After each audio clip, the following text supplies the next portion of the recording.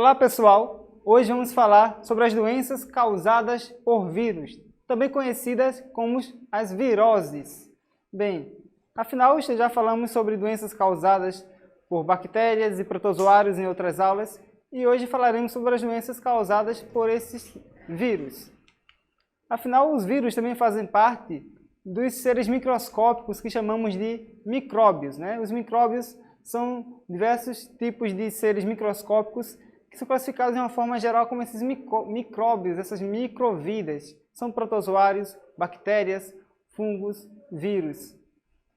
E falaremos como ocorre o processo de uma infecção no organismo. Então, os vírus existem de diversos tipos diferentes morfologicamente, em seu formato, né? Temos formatos circulares, formatos mais cilíndricos, em formatos de bala, temos diversos tipos de formato de vírus, mas no geral, um vírus ele é formado por uma cápsula, geralmente uma cápsula de proteína que reveste ele, e dentro dele ele tem um material genético, pode ser um DNA, um ácido desoxirribonucleico, que no palavrão, não é? Pois é, pode ser, um vírus pode ter dentro dele o DNA ou também o RNA. Mas o vírus, será que é um ser vivo ou não?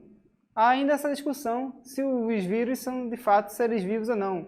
Todos os vírus sobrevivem somente dentro de um hospedeiro, eles são parasitas obrigatórios, eles não sobrevivem por muito tempo fora de um hospedeiro.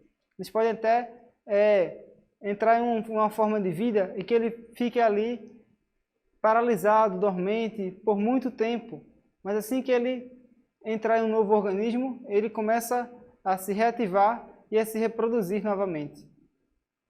Então, como atua um vírus em um organismo? Um vírus ele é milhares de vezes menor que uma célula. Você pode pensar que é como se fosse um vírus, uma bola de gude e uma célula humana, aquelas bolas grandes de academia, de pilates. Então, o vírus ele entra na célula por meio dos seus receptores, de suas proteínas, que são os sinalizadores que tem dentro, que tem, aliás, por fora de sua superfície, que encaixam com os receptores da célula. Então, é como se fosse uma chave e uma fechadura, em que o vírus ele entra em contato com a célula e consegue a permissão para entrar dentro dessa célula.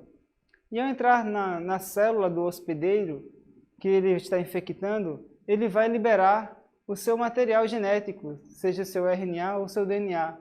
Esse material genético carrega informações para produzir novos vírus. É como se fosse um manual de instruções para que a célula que produz proteínas para ela própria comece a produzir novos vírus. Então essa informação do vírus segue para estruturas específicas de dentro da célula humana ou da célula animal, em que a célula começa então a reproduzir pedaços novos desses vírus, tanto pedaços da sua membrana como também um novo RNA. Então vai se montando ao longo do tempo novos vírus. A célula passa a virar uma fábrica de novos vírus, mesmo sem saber. A partir de então, dessa produção de novos vírus, os vírus são remontados, novos vírus são montados dentro dessa célula e partem para a corrente sanguínea para invadir novas células. Então esse processo em que o vírus está dentro de uma célula até ele passar para o organismo inteiro, se espalhando por todo o organismo pela corrente sanguínea, chama-se período de incubação, em que o vírus ele está incubado dentro da célula, se reproduzindo para em seguir ser liberado pela corrente sanguínea, infectando novas células. E quando o vírus se encontra na corrente sanguínea, chama-se viremia, né? Que quando o vírus está na corrente sanguínea. E a partir de então, quando o vírus se encontra na corrente sanguínea, é que as células de defesa do nosso organismo podem detectar esses invasores e então criar armas para combater esses invasores. São os anticorpos. Os anticorpos eles podem ser produzidos pelo nosso próprio organismo ou podem ser estimulados a sua produção por meio da vacina. Quando tomamos uma vacina, nós tomamos pedaços de vírus ou vírus enfraquecidos, para que o nosso organismo crie os anticorpos, crie as armas de identificação desses invasores, para que possam localizá-lo quando uma infecção realmente acontecer e esse vírus possa ser eliminado do nosso organismo. E aí, quando isso acontece, com esse vírus identificado, esse vírus se espalha para o nosso organismo, nós temos sintomas gerais de uma infecção, que são dores no corpo, febre alta, tudo são reações do organismo para limitar a ação desse invasor, a ação desse vírus no nosso corpo. Então, entre as doenças causadas por vírus que eu quero falar um pouco hoje, quero falar das arboviroses. A arboviroses, ela engloba um grupo de viroses que os seus vírus têm origem nos primatas, nos macacos. São animais que moram em árvores, por isso chamado de arboviroses, de vírus vindos das árvores, dos animais das árvores, em específico os macacos. Temos a febre amarela, a febre chikungunya, a dengue e a zika. As principais no nosso meio urbano são essas três, né? A chikungunya, a dengue e a zika. Quem não conhece alguém que já se infectou com a dengue ou com a chikungunya, ouviu falar de alguém que já adquiriu zika? Essas doenças possuem sintomas bem parecidos, mas também específicos de cada uma. Como, por exemplo, vamos ver as diferenças dos sintomas de cada doença. A dengue, por exemplo, ela causa febre de cerca de 38 graus, dores nas articulações são moderadas, as manchas na pele seguem a partir do 4º dia, coceira, uma leve coceira e avermelhidão. Perceba que febre, dores nas articulações, manchas vermelhas, coceira e vermelhidão nos olhos são sintomas comuns às 3 arboviroses. Então, ao você somente relatar em uma consulta ao médico esses são sintomas gerais de uma arbovirose. Fica difícil somente pelo exame clínico definir, diagnosticar se você está com a dengue, com a chikungunya ou com a zika. Mas, mesmo assim, ainda existem sintomas específicos dessas doenças, né? A chikungunya, por exemplo, ela causa dores intensas nas articulações e é a sua principal característica. Enquanto a zika causa dores leves. A febre na zika é praticamente inexistente. As manchas na pele na zika aparecem nas primeiras 24 horas, né? O período de incubação do vírus é um período curto, de um dia. A coceira na zika ela é mais intensa do que a chikungunya ou a zika. Já a vermelhidão nos olhos pode estar presente tanto na zika como na chikungunya, mas está ausente na dengue. Então são sintomas muito clássicos, né, dessas doenças.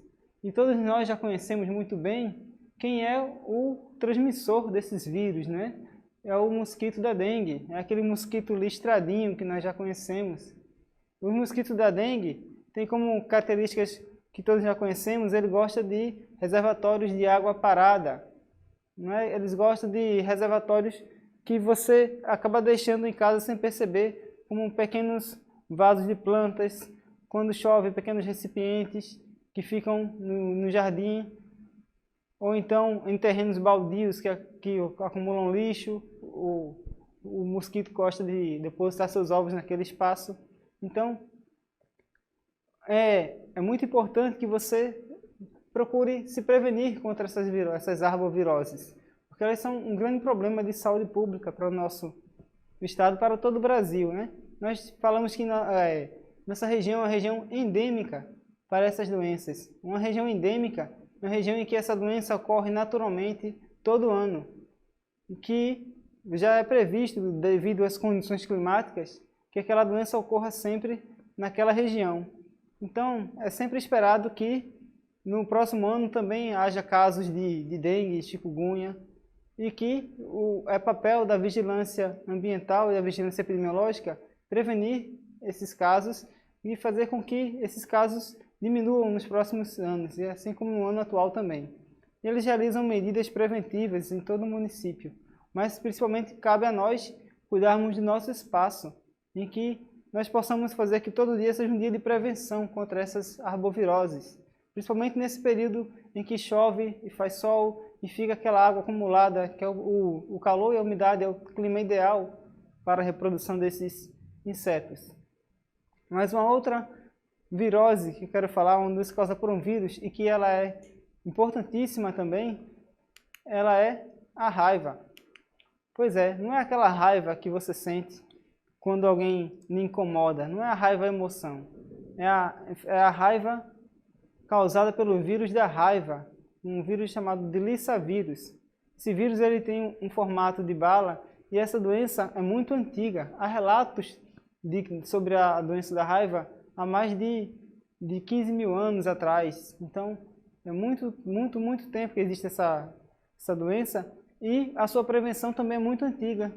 Um médico chamado Louis Pasteur foi o inventor, o descobridor da vacina contra a raiva.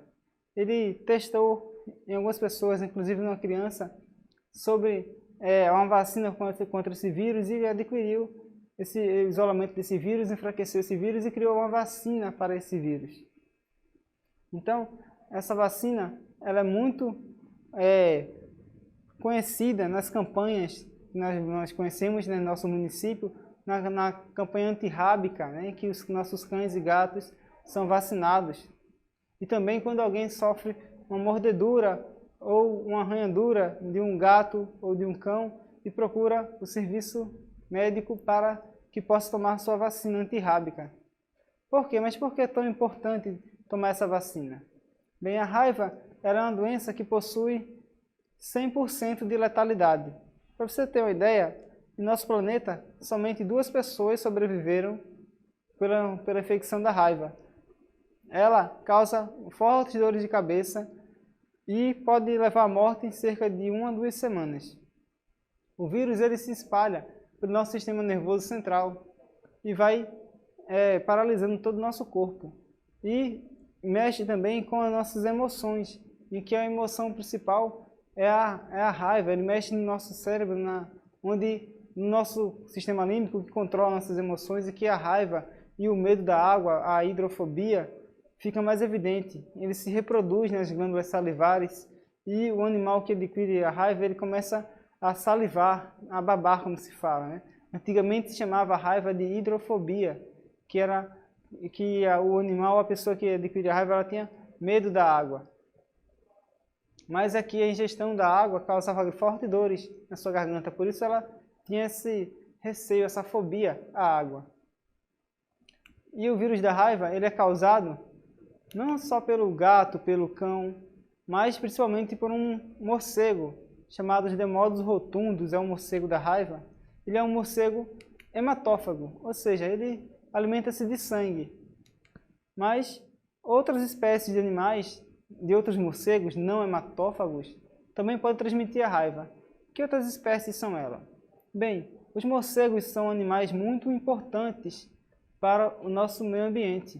Eles controlam a população de insetos, eles polinizam flores que vão dar frutos, eles disseminam sementes por toda a floresta, então são animais importantíssimos. E existem no Brasil cerca de 140 espécies de morcego, e apenas 3 delas são hematófagas. A mais comum em nossa região é esse, o Desmodus rotundos. Ele tem o nariz em forma de ferradura. O morcego, ele costuma atacar animais do campo, de fazenda, como bois, cavalos na fazenda. Ele faz um pequeno corte no animal e começa então a lamber o sangue que vai gotejando desse corte. Também ele pode atacar pessoas. Em regiões em que existe esse morcego, ele pode entrar numa residência, fazer um pequeno corte na pessoa e ficar se alimentando do sangue. Se você, em caso, entrar em contato com qualquer tipo de morcego, se for mordido ou qualquer tipo de morcego, você deve procurar imediatamente o serviço de saúde para tomar o soro antirrábico, para que você possa se prevenir e não adquirir essa doença, que pode levá-lo certamente à morte. Além disso, o ciclo dessa doença acontece da seguinte maneira. Nós temos o ciclo silvestre que acontece na mata, em que os animais da mata eles podem ser mordidos pelo morcego. Por exemplo, um sagui ele pode ser mordido por um morcego e você costuma alimentar saguis no quintal de casa, acha bonito aquele sagui visitando, comendo na sua mão. Se você for mordido por um animal silvestre, como um sagui ou uma raposa, você também deve procurar o serviço de saúde para tomar o soro antirrábico. Então evite alimentar animais silvestres para evitar acidentes e também possivelmente adquirir a raiva. Outro ciclo também dessa doença é o ciclo que acontece em animais de fazenda, em que os animais como bois e cavalos podem também adquirir a raiva, uma forma paralítica dessa doença, e o tratador ou proprietário procura tratar aquele animal, pensa que ele está engasgado ou algum problema, e entra em contato com a saliva desse animal, que pode transmitir a raiva também para ele. Então, por isso, se suspeita de que o animal esteja com raiva ou você possua morcegos hematófagos em sua propriedade, o ideal é você procurar a vigilância ambiental do município para receber orientações sobre isso. Uma outra forma também do ciclo de reprodução da raiva é o ciclo urbano, em que está envolvido os cães e gatos. Os gatos que gostam de sair à noite para socializar com outros gatos, ele pode entrar em contato com morcegos, ingerir esses morcegos, ser mordidos por esse morcego e também se infectar com a raiva. Não só a raiva, mas também outras doenças, como a esporotricose, causada por fungos. Os gatos também podem adquiri-las em contato com outros animais, e que são zoonoses, né? São doenças transmitidas por animais aos seres humanos. E que o que nós podemos fazer para evitar isso é deixar o gato o máximo possível, sempre que possível, dentro da residência, né? Assim como o cão também. O animal na rua não é seguro nem para o ser humano, nem para o próprio animal. Tanto o cão quanto o gato ou qualquer outro animal. Animais nas ruas são um grande problema em todos os municípios hoje em dia. O ideal é que você, se você possui seu cão ou gato, deixe protegido dentro de casa. E saiba, se você pensa em adquirir um animal, pense que aquele animal vai durar anos e anos na sua família. Então, procure ter uma tutoria, uma posse responsável desse animal, levando ele ao veterinário sempre que necessário, vacinando quando necessário, levando esse animal para campanhas de vacinação antirrábica, pois se esse animal teve contato com algum morcego, brincou com algum morcego, ele pode adquirir a doença também. Quando o cão ou gato adquire a raiva dura cerca de 10 dias para que o animal chegue a óbito. Por isso que nos postos em que se toma vacina antirrábica, pede-se para observar o animal por um período de até 10 dias. Caso o animal chegue a óbito, deve ser informado no hospital para que a vigilância epidemiológica possa atuar melhor nessa região, em que o animal possa estar em suspeita de raiva. Outra coisa, se você observar morcegos voando durante o dia, então morcegos cambaleantes pelo chão, não toque, não brinque com esse animal. Procure colocá-lo em uma caixa, em um pote de sorvete, em uma latinha, e leve-o à vigilância ambiental do seu município para que ele possa ser levado ao laboratório e ser investigado se esse animal está infectado ou não com o vírus da raiva. Você pode ser um agente multiplicador de saúde, pode estar prevenindo essa doença, informando a vigilância ambiental, a vigilância sanitária, possíveis casos dessas doenças também. E se você tiver morcegos em sua residência, procure deixar o mais claro possível a sua residência para que a luminosidade afaste esses morcegos. E procure fechar a sua residência no horário noturno para que os morcegos não possam adentrar. Então são medidas preventivas, como qualquer virose que possamos prevenir, assim como a raiva, evitar que o vírus se dissemine, informando as autoridades o que é melhor para nós. Por isso, gente, não só em relação às viroses, mas em relação a quaisquer outros assuntos no nosso dia a dia, procure os livros, leiam, estudem, foque nos estudos, isso mesmo, foca nos estudos, para que você possa sempre aprender mais e se desenvolver, ok? Valeu, pessoal, até a próxima aula, um abraço, tchau, tchau.